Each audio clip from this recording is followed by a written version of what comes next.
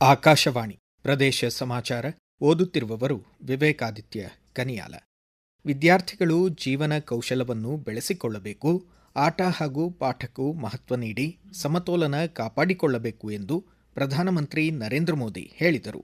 ಹೊಸದಿಲ್ಲಿಯ GMC Balayogi ಸಭಾಭವನದಲ್ಲಿ ಆಯೋಜಿತ 9ನೇ ಆವೃತ್ತಿಯ ಪರೀಕ್ಷಾ ಪೇ ಚರ್ಚಾ ಕಾರ್ಯಕ್ರಮದಲ್ಲಿ ವಿದ್ಯಾರ್ಥಿಗಳೊಂದಿಗಿನ ಸಂವಾದದಲ್ಲಿ ಅವರು ಕಿವಿಮಾತು ಹೇಳಿದರು. हमारा लक्ष्य ऐसा होना चाहिए जो पहुंच में हो लेकिन पकड़ में न हो।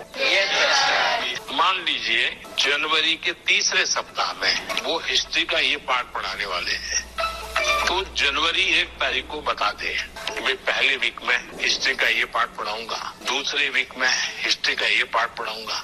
तो आपको पता है कि आने वाले 3 सप्ताह में ये 3 विषय आने वाले हैं। फिर वो कहेगा ऐसा करो, मैं पढ़ाऊं उसके पहले पढ़ना शुरू कर दो, पढ़ करके आओ, किसको पूछ के आओ। हाँ, गूगल पे जाके कुछ करना है तो वहाँ करके आ जाओ। Yes sir. और उसके बाद एक्चुअली जब पाठ पढ़ाएंगे तो क्या होगा सर, हमें क्यूरियोसिटी होगी, हमें ज्यादा समझ आएगा क्योंकि हमने पहले से पढ़ा होगा।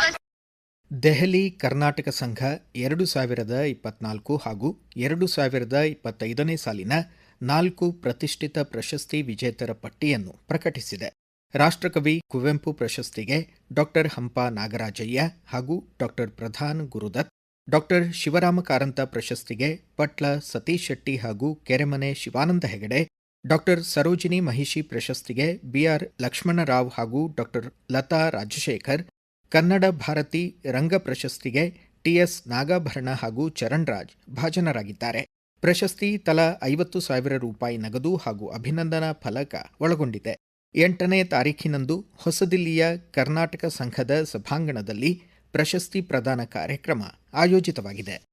ರಸ್ತೆ ಅಪಘಾತದ 43,000 ಪ್ರಕರಣಗಳು ಕಳೆದ 2025ರಲ್ಲಿ ದಾಖಲಾಗಿವೆ. ರಾಜ್ಯದಲ್ಲಿ ಲಕ್ಷಾಂತರ ಜನ ಪ್ರಾಣ ಕಳೆದುಕೊಂಡಿದ್ದಾರೆ ಎಂದು ಗೃಹ ಖಾತೆ ಸಚಿವ ಜಿ ಪರಮೇಶ್ವರ್ ಕಳವಳ ವ್ಯಕ್ತಪಡಿಸಿದ್ದಾರೆ. ಬೆಂಗಳೂರು ಅರಮನೆ ಮೈದಾನದಲ್ಲಿ ಇ-ಡಾರ್ ಆಪ್ ಅನುಷ್ಠಾನ ಹಾಗೂ ರಾಷ್ಟ್ರೀಯ ರಸ್ತೆ ಸುರಕ್ಷತಾ ಮಾಸಾಚರಣೆ 2026 ಸಮಾರೋಪ ಸಮಾರಂಭದಲ್ಲಿ ಅವರು ಮಾತನಾಡಿದರು. ಕುಟುಂಬ ಕಲ್ಯಾಣ ಖಾತೆ ಸಚಿವ ದಿನೇಶ್ ಗುಂಡೂರಾವ್ ಮಾತನಾಡಿ, ರಸ್ತೆ ಅಪಘಾತದ ಸಂದರ್ಭದಲ್ಲಿ ಸಂತ್ರಸ್ತ ಕುಟುಂಬ ವಿಮಾ ಕಂಪನಿಗಳಿಂದ ಪರಿಹಾರ ಪಡೆಯಲು ವಿಳಂಬ ಮತ್ತು ತೊಂದರೆಯಾಗದಂತೆ ಇ-ಡಾರ್ ಆಪ್ ಸಹಕಾರಿಯಾಗಲಿದೆ ಎಂದರು. ಬೆಳಗಾವಿ ಸವದತ್ತಿ ತಾಲೂಕು 8ನೇ ಕನ್ನಡ ಸಾಹಿತ್ಯ ಸಮ್ಮೇಳನ ಈ ತಿಂಗಳ 21ರಂದು ಶನಿವಾರ ಮುನವಳ್ಳಿಯಲ್ಲಿ ಆಯೋಜಿತವಾಗಿದೆ.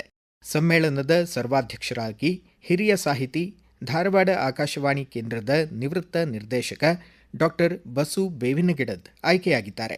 ಸವದತ್ತಿ ತಾಲೂಕಾ ಕನ್ನಡ ಸಾಹಿತ್ಯ ಪರಿಷತ್ತಿನ ಅಧ್ಯಕ್ಷ ಡಾ ವೈಎಂ ಯಾಕೊಳ್ಳಿ ಸೇರಿದಂತೆ ಪದಾಧಿಕಾರಿಗಳು ಡಾ ಬಸು ಬೇವಿನಗಿಡದ್ ದಂಪತಿಯನ್ನು ಸಮ್ಮೇಳನಕ್ಕೆ ಆಮಂತ್ರಿಸಿ ಸನ್ಮಾನಿಸಿದರು.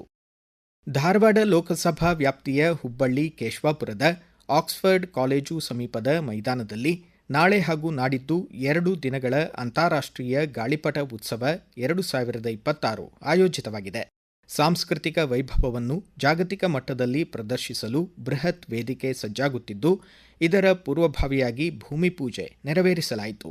ಸಂಸದ ಖೇಲ್ ಮಹೋತ್ಸವದ ಅಂಗವಾಗಿ ಆಯೋಜಿತ ಗಾಳಿಪಟ ಉತ್ಸವದಲ್ಲಿ ವಿವಿಧ ದೇಶಗಳ ಗಾಳಿಪಟ ಪಟುಗಳು ಪಾಲ್ಗೊಳ್ಳಲಿದ್ದಾರೆ ಎಂದು ಕೇಂದ್ರ ಗ್ರಾಹಕ ವ್ಯವಹಾರಗಳ ಖಾತೆ ಸಚಿವರಾದ ಪ್ರಹ್ಲಾದ್ ಜೋಶಿ ತಮ್ಮ ಎಕ್ಸ್ ಖಾತೆ ಮೂಲಕ ತಿಳಿಸಿದ್ದಾರೆ.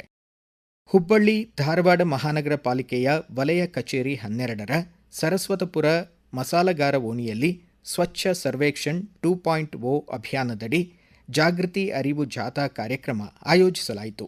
ಸಾರ್ವಜನಿಕರಿಗೆ ಕಸದ ವಿಂಗಡಣೆ ಹಾಗೂ ತ್ಯಾಜ್ಯ ವಿಲೇವಾರಿ ಕ್ರಮಗಳ ಕುರಿತು ಮಾಹಿತಿ ನೀಡಲಾಯಿತು. ಭಾರತೀಯ ನೆಫ್ರಾಲಜಿ ಸೊಸೈಟಿ ದಕ್ಷಿಣ ಭಾರತ ವಿಭಾಗ ಕರ್ನಾಟಕ ನೆಫ್ರಾಲಜಿ ಅಸೋಸಿಯೇಷನ್ ಆಶ್ರಯದಲ್ಲಿ ದಕ್ಷಿಣ ಭಾರತ ವಲಯದ ತಜ್ಞ ವೈದ್ಯರ 45ನೇ ವಾರ್ಷಿಕ ಸ್ನೇಹ ಸಮ್ಮೇಳನ ಇಂದು ಮತ್ತು ನಾಳೆ ಹುಬ್ಬಳ್ಳಿಯಲ್ಲಿ ನಡೆಯಲಿದೆ.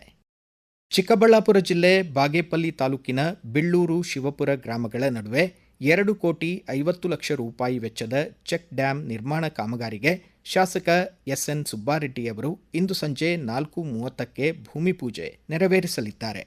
ಇಲ್ಲಿಗೆ ಪ್ರದೇಶ ಸಮಾಚಾರ ಮುಕ್ತಾಯವಾಯಿತು. ನಮ್ಮ ಮುಂದಿನ ರಾಷ್ಟ್ರೀಯ ವಾರ್ತಾ ಪ್ರಸಾರ ಮಧ್ಯಾಹ್ನ 1:10 ನಿಮಿಷಕ್ಕೆ.